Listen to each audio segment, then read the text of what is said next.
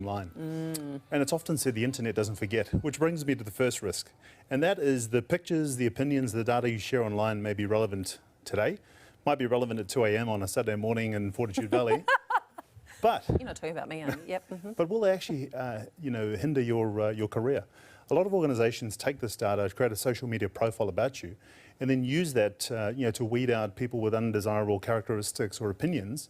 So something that happens today, may affect you 5 years down the track. The second risk is that when you're sharing this stuff online, you tend to lose a semblance of control and ownership of what you're sharing.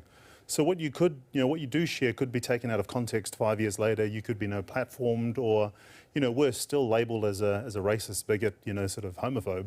Much later on, taken much out of context. So there are risks to that. That you don't think about at 2 o'clock in Fortitude Valley. Now, No.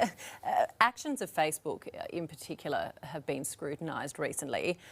What exactly were they accused of doing? Oh, Facebook, you can't live with it, can't live without it. No, but look, Facebook has had several challenges over the last few years when it comes to their usage or their data practices, usage of personal data, etc.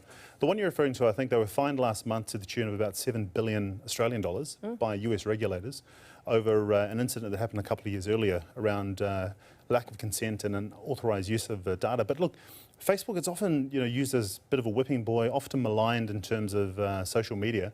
But the fact is they deal with data and lots of it. And the more of it, the better. The more of it, the more personalised experience that they can give you, etc. And I guess when you're using data at that scale and with that complex sort of ecosystem, in my opinion, things will go wrong, mistakes will be made. So I don't think that Mark Zuckerberg is there, sort of scheming in the background in terms of trying to collect your data and use it, for nefarious purposes.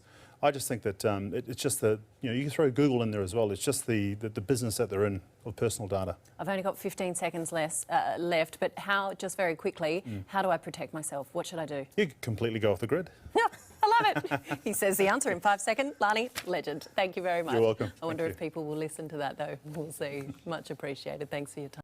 Nine's Afternoon News with Wendy Kingston and Alison Ariotti. Weekdays at 4.